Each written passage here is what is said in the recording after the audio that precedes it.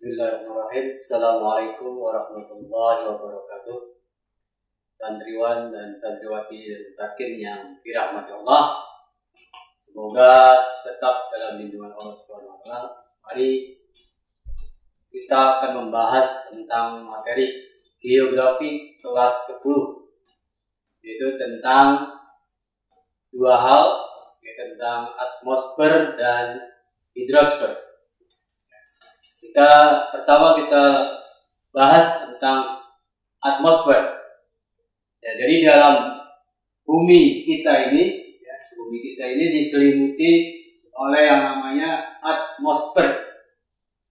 Atmosfer itu adalah lapisan udara, udara yang ada di bumi kita ini. Nah, dalam lapisan udara itu terdiri dari ada ruang-ruang atau ada lapisan-lapisan, yaitu ada 5 macam yang harus diperhatikan. Yang pertama yaitu namanya lapisan troposfer. Troposfer.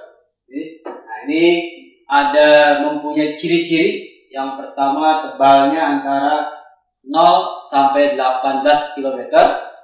Kemudian suhunya naik 0,5 derajat Celcius setiap 100 meter sekali.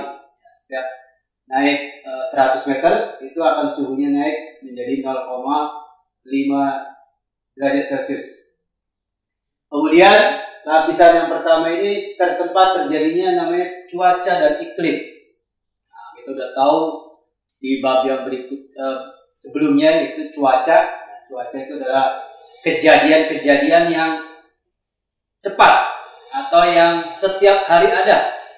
Contohnya saat ini terang atau sore hujan, itu disebut dengan nama cuaca.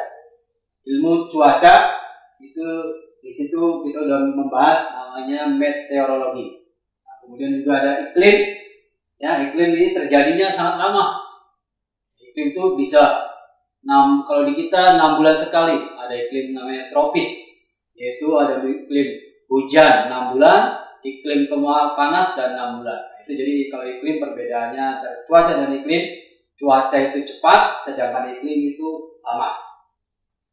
Nah, kemudian lapisan kedua yaitu disebut dengan troposfer. Troposfer ini tebalnya yaitu 18 sampai 50 km. Jadi lapisan udara yang namanya troposfer, yaitu tebalnya 18 sampai 50. Nah, ini terdapat yang namanya gas ozon yang sangat dikhawatirkan oleh dunia. Nah, ini gas ozon. Kemudian tempat jalur pesawat terbang. Nah, ini batasan pesawat terbang itu mengudara. Nah, ini adalah antara lapisan troposfer sampai stratosfer, tidak boleh lebih. Nah, lebih berbahaya. Kemudian yang keempat, yaitu ciri dari troposfer adalah dia melindungi sinar ultraviolet dan melindungi kulit kita dari sinar ultraviolet matahari. Itu bisa dipahami anak-anak? Kalau sudah, kita lanjut, yaitu yang lapisan ketiga, yaitu mesosfer. Ya, mesosfer yaitu tebalnya antara 50 sampai 80 km. Nah, kemudian ciri yang kedua yaitu tempat terbakarnya meteor, atau meteor dikenal dengan kita bahas yang setelah lalu itu namanya bintang jatuh. Nah, itu jadi bintang jatuh sebelum nyampe ke bumi itu terbakar dulu oleh lapisan mesosfer. Jadi untuk mengamankan bumi dari terbakarnya bumi oleh meteor. Kemudian lapisan keempat yaitu namanya termosfer, termosfer, lapisan yang panas. Nah, itu tebalnya 80 sampai 700 km. Ya, nah ini tapi di dalam panas ini punya fungsi yang besar, yaitu tempat pemantulan gelombang radio. Ya, seperti kita internet bisa nyampe di Indonesia ya, atau di manapun. Nah, ini namanya gelombang radio gitu. Atau dulu masih menggunakan siaran radio ya, yang bisa didengar oleh seluruh Indonesia. Nah, ini dipantulkan melalui tempat yang namanya termosfer ya. Nah, lapisan yang terakhir yaitu exosfer, itu tebalnya di atas 700 km, ya, atau disebut juga dengan ruang hampa udara. Ya, ruang yang sudah tidak ada udara, yang kalau kita lewat di sana sudah terapung-apung, tidak akan bisa kembali lagi ke bumi. Nah, itu yang disebut dengan lapisan-lapisan atmosfer. Ya. Nah, kemudian kandungan udara di dalam atmosfer atau disebut dengan komposisi atmosfer, nah, ini mempunyai ada yang banyak, itu dua hal. Yang pertama namanya gas nitrogen, ya, ini ya, gas nitrogen, nah, ini 78%. Kemudian gas oksigen yang dibutuhkan oleh kita manusia itu yaitu 21%. Dan lebihnya gas-gas yang lain. Nah, itu ya tentang pemahaman tentang atmosfer. Ya. Nah, jadi manfaat lebih lanjut boleh dikaji dari Google atau boleh dikaji dari buku-buku geografi yang ada di kita. Ya. Selanjutnya, ya, kita judul tentang hidrosfer. Hidrosfer adalah lapisan air yang berada di permukaan bumi. Nah, jadi di permukaan bumi di sini itu dipenuhi oleh air. Itu yang disebut dengan namanya hidrosfer. Nah, hidrosfer ini terbagi menjadi dua macam. Yaitu ada lapisan perairan darat, ya, perairan darat yaitu meliputi air tanah, ya, air tanah. Kemudian sungai yang biasa kita lihat, nah, kemudian danau, ya, yang biasa kita lihat juga. Nah, ini adalah lapisan perairan darat. Nah, ini dari hidrosfer. Kemudian yang kedua yaitu perairan laut. Di dalam hidrosfer ada perairan laut. Nah, laut mungkin di kelas sanawiyah sudah dibahas lebih banyak.